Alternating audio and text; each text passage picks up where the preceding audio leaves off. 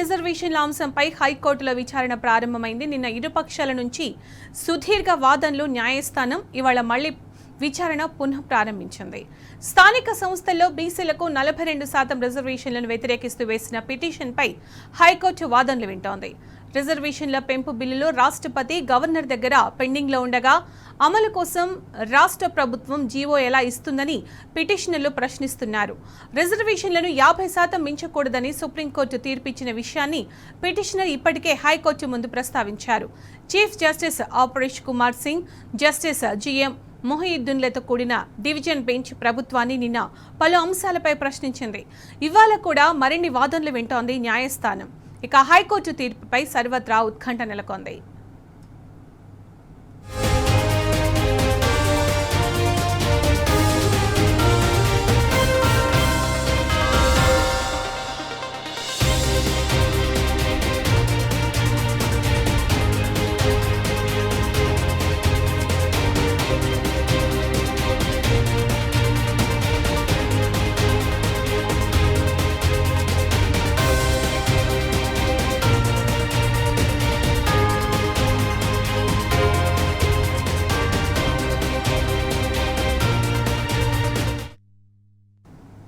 ఇక ఇదే అంశానికి సంబంధించి పూర్తి సమాచారం మా క్రైమ్ బ్యూరో చీఫ్ భాస్కర్ అందిస్తారు. భాస్కర్, బీసీ రిజర్వేషన్ల అంశంపై హైకోర్టుల విచారణకు సంబంధించి అప్డేట్స్ ఏంటి భాస్కర్? బీసీ రిజర్వేషన్కు సంబంధించి ప్రధానంగా ఇవాళ ప్రభుత్వం తరఫున వాదనలు ఇంకా కంటిన్యూ అవుతున్నటువంటి పరిస్థితి కనిపిస్తోంది. ప్రస్తుతం ఇవాళ అడ్వకేట్ జనరల్ సుదర్శన్ రెడ్డి వాదనలు వినిపిస్తున్నారు. నిన్న ఎవరైతే మాధవరెడ్డి తరఫున పిటిషన్ దాఖలు చేసినటువంటి మయూర్ రెడ్డి కావచ్చు, వివేక్ రెడ్డి కావచ్చు వాదనలు వినిపించారు. ఆ తర్వాత కొంతమంది ఇంప్లీడ్ అయినటువంటి వాళ్ళ పిటిషన్ని ఉదయం లంచ్ మోషన్ పిటిషన్ దాఖలు చేసినటువంటి నేపథ్యంలో వాళ్ళది 2 తర్వాత వింటామని చెప్పినటువంటి కోర్టు నేను 4 గంటల వరకు వింది. ఇవాళ ప్రభుత్వం తరఫున అడ్వకేట్ జనరల్ సుదర్శన్ రెడ్డి వాదనలు వినిపిస్తున్నారు. ఇటు మరోవైపు అభిషేక్ సంఘవి కూడా ఆయన అందుబాటులో ఉన్నారు. ఆయన కూడా వాదనలు వినిపించే అవకాశం కనిపిస్తుంది. నిన్న అనేక రకాలుగా వాదనలు వినిపించారు. సుప్రీంకోర్టు చెప్పినటువంటి గైడ్లైన్స్ ప్రకారం రిజర్వేషన్ 50% కంటే మించి ఉండకూడదు అనేటువంటిది ఎవరైతే రెడ్డి జాగృతి తరఫున దాఖలు చేసినటువంటి పిటిషన్దారులు ఉన్నారో వారి తరఫున వాదనలు వినిపించారు సీనియర్ న్యాయవాదులు. అదేవిధంగా ఇటు దీనికి సంబంధించి ఇక ప్రభుత్వం తరఫున అభిషేక్ సంఘవితో పాటు అశోక్ కుమార్ వర్మ కూడా ఉన్నారు. ఆయన కూడా వాదనలు వినిపించే అవకాశం కనిపిస్తుంది. ఇంకా ఇంప్లీడ్ అయినటువంటి 33 మంది పిటిషన్లు కూడా ఉన్నాయి కాబట్టి వాళ్ళ వాదనలు వింటారా లేదనేటువంటి చూడాల్సిన అవసరం కనిపిస్తుంది. అయితే ప్రభుత్వం మాత్రం ఇక్కడ కొంత ద్వంద్వ వైఖరిని అవలంబిస్తున్నటువంటి పరిస్థితి కనిపిస్తుంది. ఎందుకంటే చట్టసభల్లో ఇవాళ అసెంబ్లీలో మండలిలో 2 చోట్ల కూడా పూర్తిగా మెజారిటీతో వచ్చినటువంటి బిల్లు గవర్నర్ దగ్గర పెండింగ్ ఉండటం, అటు కాంగ్రెస్ పార్టీ బీజేపీ రెండూ కలిసి కూడా గవర్నర్ దగ్గర పెండింగ్ పెట్టి వాళ్ళ బీసీలకు అన్యాయం చేస్తున్నటువంటి వాదన వినిపిస్తోంది.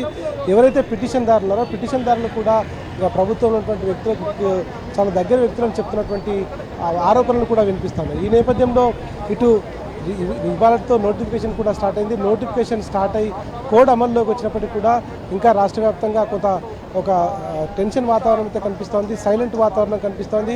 ఒకవేళ ఇవాళ మేము నోటిఫికేషన్ వచ్చింది కాబట్టి నామినేషన్ వేస్తే రేపు కోర్టు ఆర్డర్ ఏమొస్తుంది, కోర్టు ఆర్డర్లో ఒకవేళ రిజర్వేషన్ ప్రక్రియ చెల్లదు అని వస్తే నామినేషన్ వేసినటువంటి వాళ్ళందరూ కూడా గందరగోళం వెళ్ళినటువంటి పరిస్థితి కనిపిస్తుంది. ఒకవేళ చెల్లితే ఆ తర్వాత ఎట్లా ఉండబోతుంది, ఇవన్నీ కూడా ఒక కన్ఫ్యూజన్ అయితే రాష్ట్ర వ్యాప్తంగా కనిపిస్తుంది. మరోవైపు ఇవాళ స్టేట్లో 42% బీసీలకు వాటా ఇస్తామని చెప్పినటువంటి కాంగ్రెస్ పార్టీ బీసీ డిక్లరేషన్ కామారెడ్డిలో ప్రతిపాదించినటువంటి దానికి సంబంధించి తూతు మంత్రంగా తమ మీద భారం లేదు అని చెప్పుకోవడానికి అసెంబ్లీలో బిల్లు పెట్టి శాసనమండలిలో కూడా ఆ బిల్లుకు సంబంధించినటువంటి తీసుకొచ్చినప్పటికీ గవర్నర్ దగ్గర పెండింగ్ ఉంది. కానీ గవర్నర్ ఇంతవరకు పెండింగ్ పెట్టి దానిపైన ఎట్లాంటి అభిప్రాయం చెప్పకపోవడంతో పాటు ఇటు గవర్నర్ దగ్గర పెండింగ్లో ఉన్నటువంటి బిల్లు పైన ఇంతవరకు ఎట్లాంటి దానికి నామరూపాలు దానికి ఒక రూపం అనేటువంటిది కూడా లేకుండా పోయింది. ఈ మొత్తం వ్యవహారంలో బీసీలు అయితే తీవ్రంగా అన్యాయపడుతున్నటువంటి పరిస్థితి కనిపిస్తోంది. బీసీలకు సంబంధించి ప్రధానంగా 42% వాటా వస్తే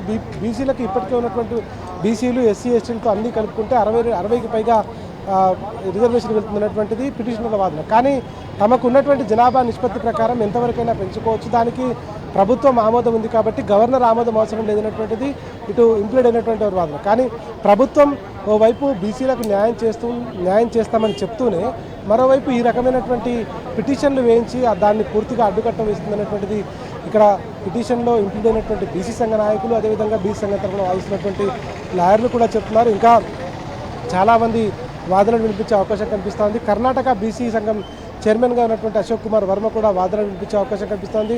నిన్న సంఘవి ఎవరైతే అభిషేక్ సంఘవి ఉన్నాడో ఆయన తన వాదనలు వినిపించిన ప్రభుత్వం తరఫున వాదనలు వినిపించిన సందర్భంలో ఉన్నటువంటి రూల్స్ గైడ్లైన్ చెప్తా ఉన్నారు. రాజ్యాంగం అనేక సందర్భాల్లో మార్చబడింది, దాన్ని మార్పులు చేర్పులు చేశారు. కానీ దీంట్లో కొన్ని బీసీల కోసం ఇవాళ జరుగుతున్నటువంటి రాష్ట్రంలో ఉన్నటువంటి బీసీలకు రాజ్యాధికారం అనేటువంటిది చాలా ముఖ్యం. రాజకీయంగా అన్ని రకాలుగా వాళ్ళు ఎదగాలనుకున్నప్పుడు, బీసీల సంఖ్య పెరిగినప్పుడు వాళ్ళకు రాజకీయంగా వాళ్ళకు ఆ వెసులుబాటు కల్పించడం కోసం వాళ్ళకు రిజర్వేషన్ కల్పించాలనేటువంటిది కూడా చాలా అవసరమైనటువంటి నేపథ్యంలో ఇవాళ వస్తున్నటువంటి బీసీల చైతన్యాన్ని ముందు పెట్టుకొని ఇవాళ జరుగుతున్నటువంటి ఆర్గ్యుమెంట్లో అనేక రకాలుగా వాదనలు కొనసాగిస్తున్నప్పటికీ ఇది పూర్తిగా రాజకీయ రంగు పులుపుకున్నటువంటి పరిస్థితి కనిపిస్తోంది. ఇప్పటికే బీఆర్ఎస్ పార్టీ తరఫున అసెంబ్లీలో అటు శాసన మండలిలో కూడా పూర్తి స్థాయిలో బీసీ బిల్లుకు మద్దతు ప్రకటించారు. కానీ ఆ బిల్లును సఫలీకృతం చేయడంలో, గవర్నర్ దగ్గర నుంచి బయటకు తీసుకురావడంలో భారతీయ జనతా పార్టీ కావచ్చు, కాంగ్రెస్ పార్టీ కావచ్చు పూర్తిగా విఫలమయ్యాయి. ఇవి రెండు కూడా కాంగ్రెస్ బీజేపీ కలిసి చేస్తున్నటువంటి ఒక డ్రామా అనేటువంటిది బీసీ సంఘాలు బయట ఆరోపిస్తున్నాయి. ఇవి నిన్న దాదాపుగా 7 గంటల పాటు 5 నుంచి 6 గంటల పాటు నిన్న హైకోర్టు దీనికి సంబంధించినటువంటి పూర్తిగా ఈ వాదనలు వినడం జరిగింది. ఇవాళ కూడా వాదనలు కంటిన్యూ అవుతూ ఉన్నాయి. గతంలో జరిగినటువంటి మహారాష్ట్ర ఎన్నికలను దృష్టిలో పెట్టుకొని అక్కడ ఎన్నికలు నిర్వహించిన తర్వాత రిజర్వేషన్ ప్రక్రియకు సంబంధించి పెండింగ్లో ఉండగా ఎలక్షన్ కమిషన్ నిర్ణయం తీసుకొని స్థానిక సంస్థల ఎన్నికలు నిర్వహించింది. ఆ తర్వాత రిజల్ట్ రాకముందే ఎన్నికలను క్యాన్సిల్ చేసినటువంటి, ఎన్నికలను రద్దు చేసినటువంటి పరిస్థితి అక్కడ కనిపిస్తోంది. మరోవైపు తమిళనాడులో జరిగినటువంటి ఎన్నికలను కూడా తీసుకోవచ్చు. తమిళనాడులో దాదాపు రిజర్వేషన్ ప్రకటించి అక్కడ ఎన్నికలు కూడా పూర్తి చేశారు, కోర్టులో కూడా గెలిచినటువంటి పరిస్థితి. కానీ ఇవాళ మధ్యప్రదేశ్లో జరిగినటువంటి ఎన్నికలకు సంబంధించి దాదాపు 70% అక్కడ రిజర్వేషన్లు కేటాయించడం జరిగింది. దానికి సంబంధించి ఇప్పటికీ రోజువారీగా జడ్జిలతో సుప్రీంకోర్టులో ఇంకా కొనసాగుతున్నటువంటి పరిస్థితి కనిపిస్తుంది. కానీ తెలంగాణలో ఒక డిఫరెంట్ వాతావరణం కనిపిస్తోంది. రాష్ట్ర ప్రభుత్వం ఓవైపు తాము బీసీలకు అన్యాయం చేయడం లేదు, కామారెడ్డి డిక్లరేషన్లో ఎన్నికల సందర్భంగా ఇచ్చినటువంటి హామీ కట్టుబడి ఉన్నామని చెప్తూ అన్ని పార్టీల ఏకాభిప్రాయంతో 2 సభల్లో పాస్ చేసినటువంటి బిల్లు గవర్నర్ దగ్గర పెండింగ్ పెట్టడం, ఇటు బీజేపీ కాంగ్రెస్ కలిసి మళ్ళీ వాళ్ళకి సంబంధించినటువంటి వ్యక్తులు ఎవరైతే ఉంటారో వాళ్ళతో పిటిషన్లు వేయించి వాళ్ళ బీసీలను పూర్తిగా ఒక తప్పుదో పట్టించేటువంటి ప్రక్రియ అయితే చాలా స్పష్టంగా కనిపిస్తోంది. విషయం అయితే ప్రస్తుతానికి రాష్ట్ర అత్యున్నత న్యాయస్థానం ముందుంది.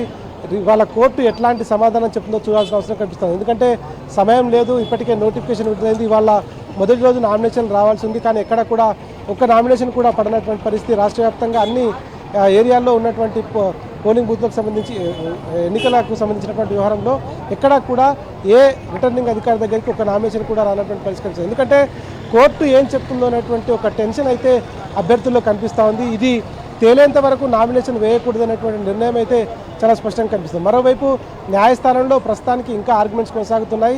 నిన్న పిటిషన్ తరఫున వాదనలు మయూర్ రెడ్డి, వివేక్ రెడ్డి వాదనలు వినిపించారు.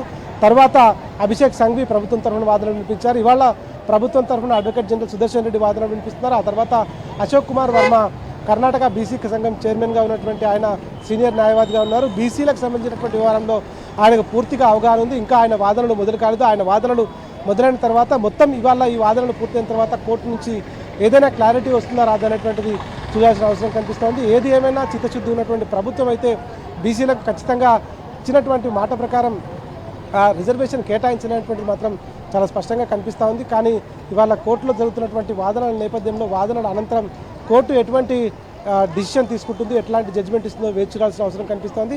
ఇవాళ సాయంత్రానికల్లా బీసీలకు సంబంధించినటువంటి రిజర్వేషన్ అంశంపైన రాష్ట్ర అత్యున్నత న్యాయస్థానం అయితే ఒక క్లారిటీ ఇచ్చేటువంటి అవకాశం అయితే చాలా స్పష్టంగా కనిపిస్తూ ఉంది. సునీత.